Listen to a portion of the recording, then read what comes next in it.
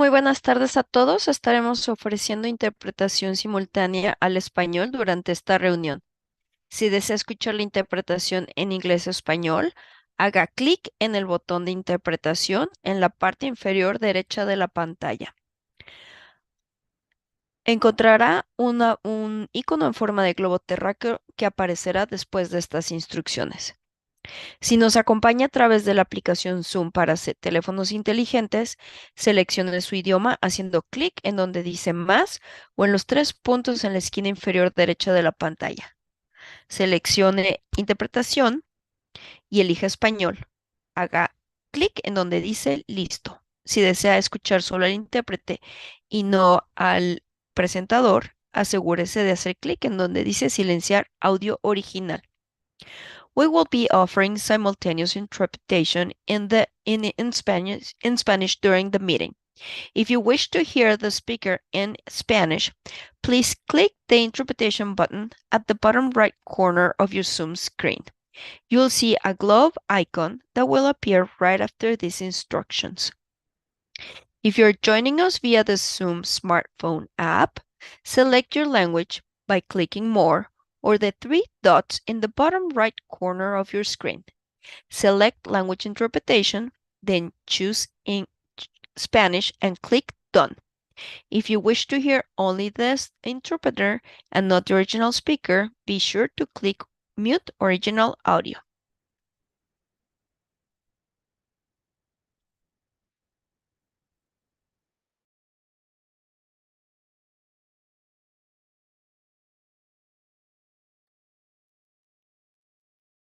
You can start now.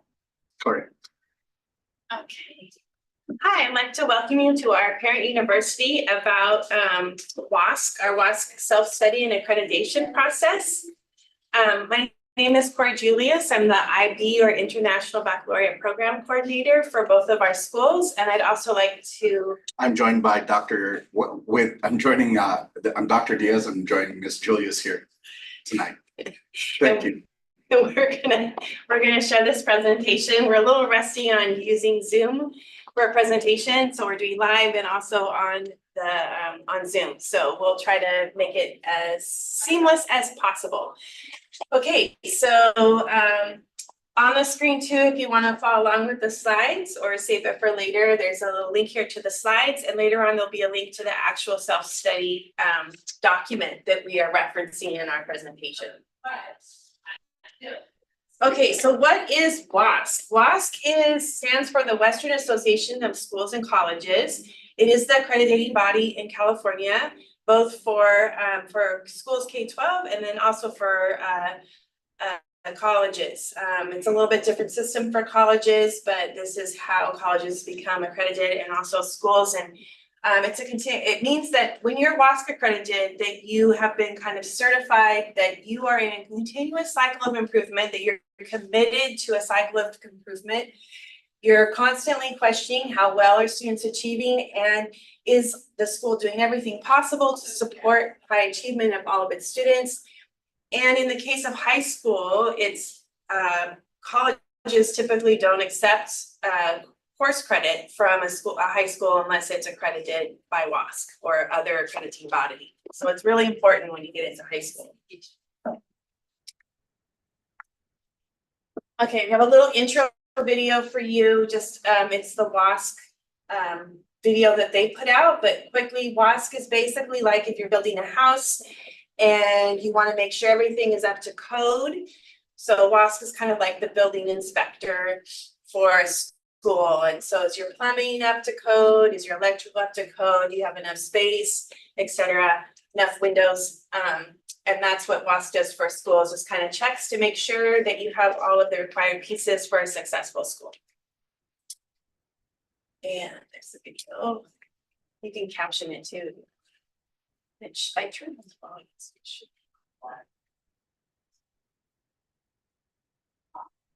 Which slide you did?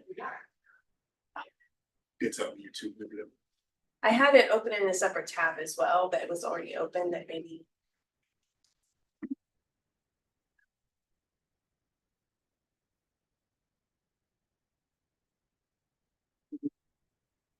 Can you go back out and check the video that I did have open? Try the other one. This one. This one. Yeah, because that one we tested and it worked. I don't know why it would be different, but.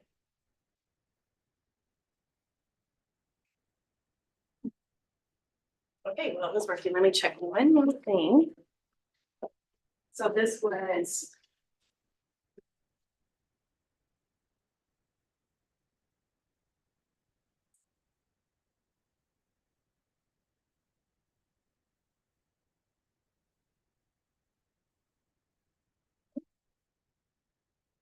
Check something to make sure it's staying on the Epson.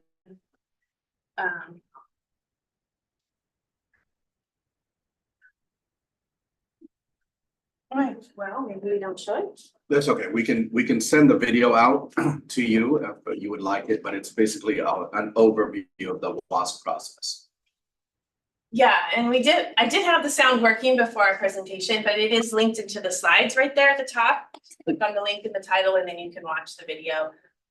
It's just a simple overview of the WASC process. Okay, so moving on. So part of the video would explain that WASC is a continuous cycle to improve student learning. So we're constantly sort of in the WASC cycle. So typically what happens is you're in a 6-year cycle to plan for accreditation. And then about the 5th, 4th year, you start a self-study. So you start a review of the process and progress of the school-wide action plan from a previous self-study. You refine your student community profile, clarify school-wide learner outcomes, identify major student learner needs, analyze the quality of students' learning, and revise the school action plan. And then what comes next, which is happening for us the next 2 weeks, April 21st to the 24th, there will be a WASC visiting committee on site for both of our campuses. So something special about this this time for this visit is that we have been an accredited middle school now for 2 cycles, and then we're onboarding our elementary school. So we will now be TK8, fully accredited WASC school. So they will be visiting both sites and checking out what's going on both sites. So that's going to be happening Sunday the 21st through Wednesday the 24th. And then after they kind of affirm all of the things that we've written in our report, what we think are our strengths and our areas of growth, and what we think our action plan should be for the next 6 years, they affirm that, edit it, add to it, we can come to agreements, and then we basically are in follow up for the next 6 years, which is when we continue to implement those changes to help improve our school. I think this is. Okay. Yeah. All right. As part of the WASC self-study process, there are basically five sections of the self-study report. The first section is our student and community profile data. It's basically who we are.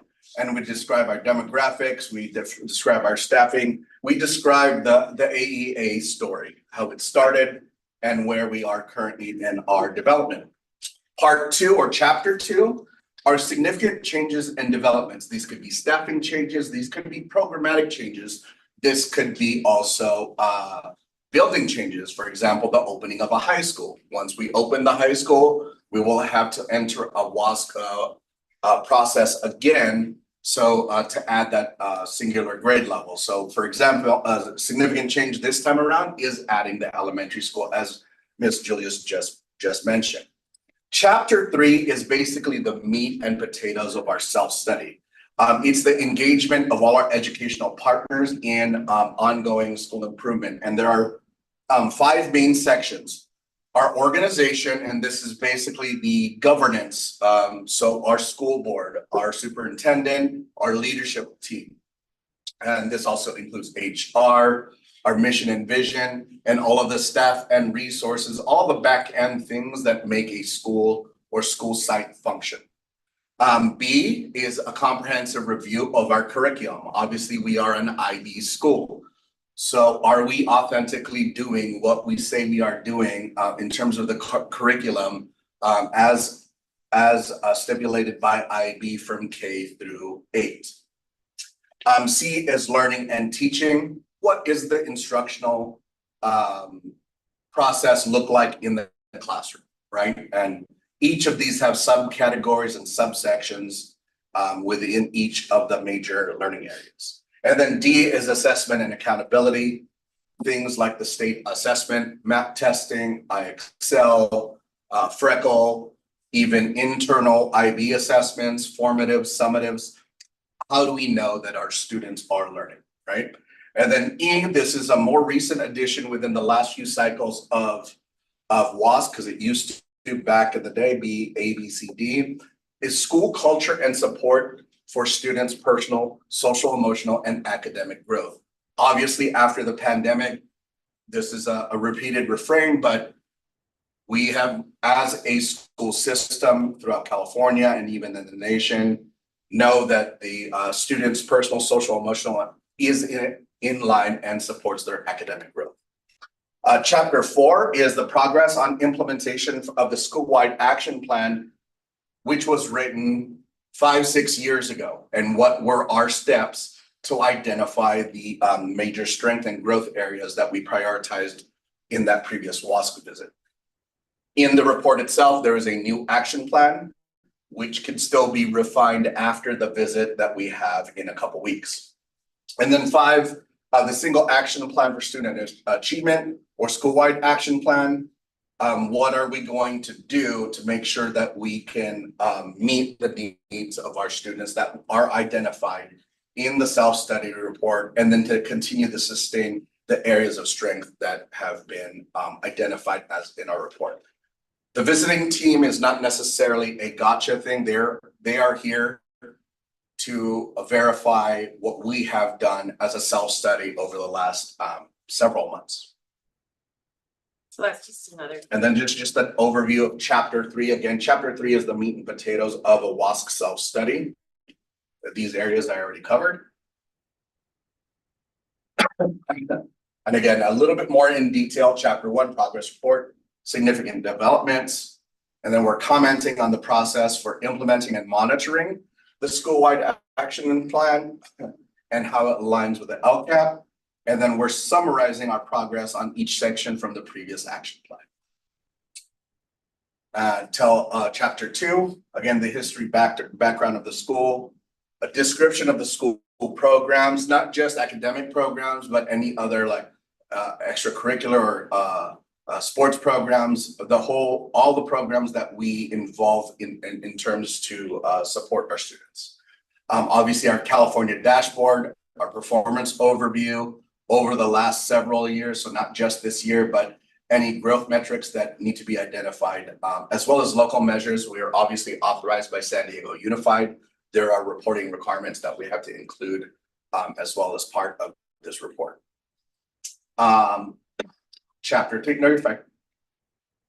Chapter 3, again, our list of strengths that are identified by primarily all of our staff, and all of our staff participated in this process throughout the last year.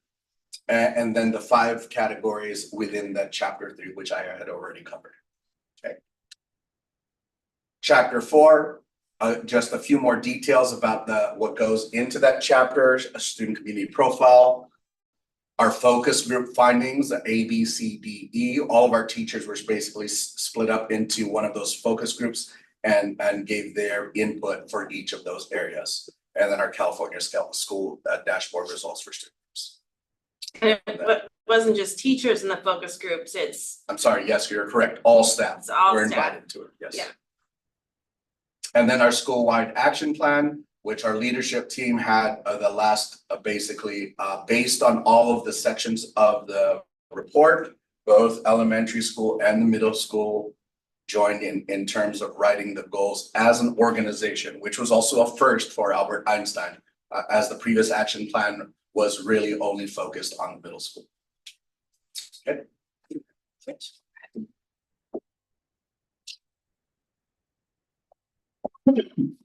Okay, so now we're gonna go actually into the new action plan and just review what were the goals that were determined based on all of the information and evidence that we have acquired over the last year.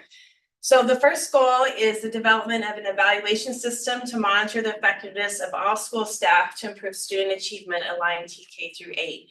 So because a lot of this comes from combining to become one LEA and trying to make a consistent approach to evaluation across TK through 8. So because we were kind of operating as two separate LEAs, and we had different processes, so we're working on continuing to strengthen that consistency across both campuses. Goal number 2 is to construct a consistent data cycle of analysis that regularly measures and informs instruction. And we have been doing this, but again, not across both schools, and kind of aligning consistent, there's different assessments used at both schools, but then there are some that are consistent across both campuses. That really gives us some good information about our students' growth and development over the 9 years or 10 years of their TK with us. Goal 3, coordination and streamlining of resources and staffing to maximize effectiveness. So again, making sure that we are maximizing all of our staff, and that also includes, again, using staff, utilizing them across campuses when they have particular specialties that would support students across both campuses rather just on one campus. And so really just maximizing the staff that we have and really taking a deep dive into what does that really look like. Goal 4, enhance and make improvements in our tier 1 instruction. So tier 1 refers to the multi-tiered systems of support.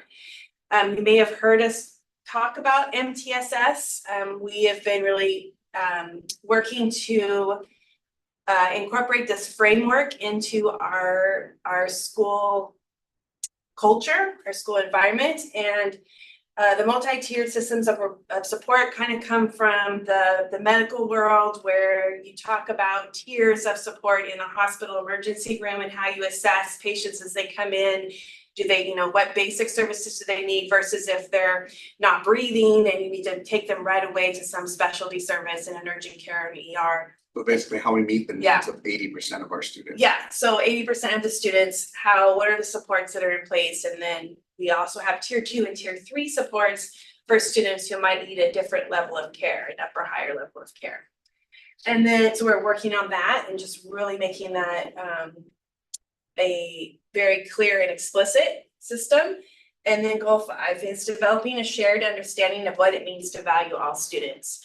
So making sure that we're thinking of all students, all cultures, all backgrounds, all language as an additive, as we consider all of our students. We value multilingualism. We value all families' experiences who come onto campus. And we want to make sure that we have a shared understanding of what that means and how we honor all students and families on our campuses. Okay, so then this is a more detailed account of how we're achieving these goals. So those were the goals. These are sort of the actions that we're going to take. So the first one, we're really aligning and creating what we're calling right now Einstein Essentials, that inform all staff members of what are the expectations of excellence, essentially, on our campus. And just making sure very clear, like, what does it mean to be an employee at Albert Einstein Academies? We're creating a more robust onboarding process for new staff to support them. And we're creating an evaluation criteria cycle evaluation, again, that is coherent and consistent across both campuses. Our goal 2 is constructing a consistent data cycle of analysis, and we're reviewing our current SST stands for student support, right? Student support systems. So kind of just, again, streamlining across both campuses, student support team. So thinking about just how we're supporting students strategically, especially if we feel like their needs aren't being met, then we need to figure out how to do that. Including data analysis and training within our PD calendar. We do this, but not we want to do it a lot more consistently and a lot more frequently. And reviewing our eligibility criteria for special education services. I don't know if Dr. Diaz wants to speak any more to that or. This is actually a constant process. We're also doing this within the state framework is looking at the different metrics and criteria in terms of how we qualify students for special education. Ms. Ridgway is not here with us tonight, so she can definitely speak more eloquently than I can to this. But there are obviously laws that guide this, but we need to start looking at what our criteria are before we recommend a student for special education services. And again, that has a lot to do with the consistency across both campuses. And then tracking and measuring effectiveness of tier 1 and tier 2 interventions, which is what I was mentioning before with multi-tiered systems of support. So just really making sure what we're doing is effective and how do we know? Okay, goal 3, coordination and streamlining resources and staffing. So updating and communicating job descriptions. We continue to grow as an organization and just making very clear to all of our employees and our staff and our community who is supporting what and when and who to go to for help. And then defining a flow chart of student services relative to the multi-tiered system of support. So again, just making sure everyone knows what we're doing in the organization so that we can all access the support and resources the most efficient way possible. Goal number 4, enhancing and making improvements in our tier 1 instruction. So that really involves, that's the boots on the ground with teachers, consistency of instructional clarity. It's really about professional development and making sure teachers are supported in their instruction and have a full set of tools that they can use in the classroom to support as many students as possible in the classroom. And yeah, just being on top of that and trying to support all of our students with all of their different needs. And finally, developing a shared understanding of what it means to value students. So we are hoping to revise and update our mission, vision, and core belief statements. If you've been on the website and seen our mission statement, we have a great tagline, but our mission statement's a bit wordy and it hasn't been updated for 20 years. So we feel like it's about time to do that. We want to make sure staff are all trained in restorative practices and responsive classroom. We've started doing that. That's an approach to, do you want to explain a little bit about restorative classroom? We probably could do it. Well, yeah, it's basically not just taking a punitive approach towards students. Again, this goes in line with MTSS and supporting students' social, emotional, and behavioral growth. We all know that it already ties in with the academics. They're all connected. But a punitive approach, it doesn't work for all students, and it actually doesn't work for many, many students. And this doesn't mean that there are no consequences, but taking the restorative practices and then understanding that we also have to teach behavior. Everyone comes from different backgrounds, different cultures, different value systems. And responsive classroom, which our elementary school has actually taken the lead on, and our middle school is more recently taking this on as a classroom approach for our teachers in terms of how they start a classroom, the overall structure of a classroom, and how we respond to students' various needs within the classroom. Yeah, and really believing that social emotional learning is just as important as academic learning and that they don't happen one without the other. And then increasing their understanding of the California English Language Development Standards. So all of our students at Einstein are multilingual learners. They're either learning English, German, and Spanish. But in particular, students who are learning English as a second or third or fourth language, we have standards to help them and support them along the way. Since obviously English is a main language used in high school and college, we need to make sure that we're providing them with the support they need. And then and just to double on that, that's not just a WASC recommendation that we found in our self-study, but it's also a recommendation from San Diego Unified, our authorizers, when they also did their visit earlier this year. Yeah, so and it's definitely on the minds and hearts of all educators in California. So continue to expand opportunities for student agency, voice, and feedback. So constantly trying to get, how can we support students in feeling like they have ownership in the school, that they're engaged, they want to be engaged, they're interested, and value their educational experience here at Einstein. And some of this has already taken place. A survey went out through a new survey system through Kelvin, not just for students, but parents and teachers as well. All the results of that report, it's too lengthy to cover in this particular presentation, but they're included in the report, so you can review that at your leisure. Yeah, we talked about including all educational partners. So we spend a lot of work, a lot of time with our staff and all parts of our staff, not just teachers, thinking about our data and figuring out what our strengths and weaknesses are. We also have our surveys. And then we have a couple other opportunities for, you can go to the next slide, opportunities for parents to participate in the actual WASC process. So two of the things that you can do are you can actually look at this wonderful document, the WASC self-study. And like Dr. Diaz said, the survey results are in there and inform some of our action plan. This is again, this is the link to this actual slideshow again. And then we have a parent meet and greet, and I'll be sending out an invitation very shortly about April 21st at 2 o'clock. It is a Sunday at 2 o'clock here at the middle school. We will have the visiting committee here from the WASC organization, and they are very interested in meeting and talking with parents. So if you would like to come down and meet them and share any concerns or affirmations about our school. Or just have a conversation. And the leadership team will also be here. So principals and assistant principals, etc. So April 21st, if you have time at 2 o'clock, come on down to the middle school and get a chance to meet the WASC committee and chat with your leaders. And just to cover a couple things, and Miss Julius did mention, this is on a Sunday. That's not our choice. This is a WASC norm. So myself, Miss Julius, Miss Guarino will be going on a WASC visit, and Dr. Sharetta has been on many, many visits. This is a WASC norm going back decades. The visiting committee always comes to visit a school site on a Sunday.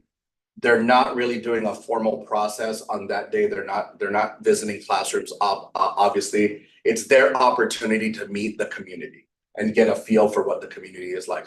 Obviously, that includes our parents and students. So yes, you're able to bring your kids to this. If you want to, the WASC visiting team will normally do a very short presentation, mostly introducing themselves. All of these individuals are educators, but they are also volunteers. WASC does not pay the WASC visiting committee any money. They reimburse them for meals and expenses, but this is volunteering their time away from their school sites. So it's a unique opportunity because they are also educators, administrators that are in the classroom currently from all grade levels from K through 8, and they do try to get very much a representative that represents all grade levels and that understands where we're coming from. Our WASC chair, who leads the committee, is an IB educator, an IB principal, has over a decade of experience working with and in IB schools. So we'll also have the IB lens as part of this WASC process. That is not a common occurrence. A lot of the IB people that are placed on joint visits with IB and WASC, you're looking at 2 of them. There's just not a lot of people that fulfill both boats that have WASC experience in IB. So it is a unique experience that one of the committee members does have a wide breadth of experience within the International Baccalaureate. And then just the last, so Sunday is that sort of informal meet and greet. And then just so you know, Monday, Tuesday, Wednesday, they're on site and they're visiting. They try to get around to all the classrooms. They also have some meetings with students and to ask the students about how they feel about the school. And then they meet with those focus groups as well and just get to talk to them without administrators in the room to get a good sense from the rest of the staff how they're really feeling about the school. So, and then Wednesday, they come back to us and affirm and edit any of our growth or and our areas of growth and our strengths and report back to us and say what, kind of let us know what they're gonna recommend to the commissioners of WASC, and then we find out when our next visit is, and hopefully it's probably in 6 years. And Yeah, we'll cover more details into the terms, but the longest term that a school can get is 6 years with a 1-day report. It could be a 1-day visit within 2.5 years or a 2-day visit. It depends on what the recommendations are. And just so you know, you can read this report now, but it is likely to change after the visit because the visiting team will make their own recommendations based on what they're able to view at each site. So this is still, you can still think of this as a working draft. It won't be finalized until after the visit. And we actually have roughly about 6 to 8 weeks based on the recommendations of this visiting team to make any changes to our action plan, which is where the areas that they will mostly check about what we're gonna do moving forward. And I didn't put down Dr. Diaz's email or my email, but if you actually read this report, It's all in there. and our emails are in there. If you have any questions or comments, feel free to email us. We would love to hear from you. Or email support at AEACS. Or email support AACS, and they will get us your comments. Yep. They'll get your comments to us. So I guess that's the end of our presentation unless people have questions. If you have any questions online, we're happy to answer some. I don't see any questions. And Questions from our live audience. ¿Me podrían decir qué es el IB? Tengo una idea, pero me gustaría que me lo explicaran de nuevo. see, okay, so I'm gonna do it in English because we have a Spanish translator. Yeah. Okay, so International Baccalaureate Program is a worldwide organization that was started about 1968. Originally, it was a framework for education to build with the purpose of creating peace in the world. To answer that question, can education cause peace in the world? Can we educate our children to create peace in the world? And their answer was this framework, this International Baccalaureate framework. They originally used it with children of diplomats' families that lived in different countries. And it was a consistent curriculum. So wherever they went around the world, the diplomats, their kids would have they would keep switching countries' national curriculums. They had this curriculum. And it was primarily focused at the high school level for many years. And it was primarily a high school program. It's evolved into a TK through high school program. And so at its core is the learner profile, the 10 traits like principled, reflective, balanced, inquirer, thinker, and that really is the core for the whole program.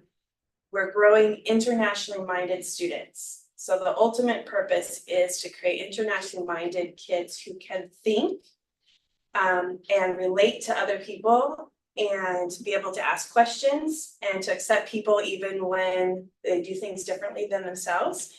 And then in whatever content and subject area you're studying, you're also making connections globally.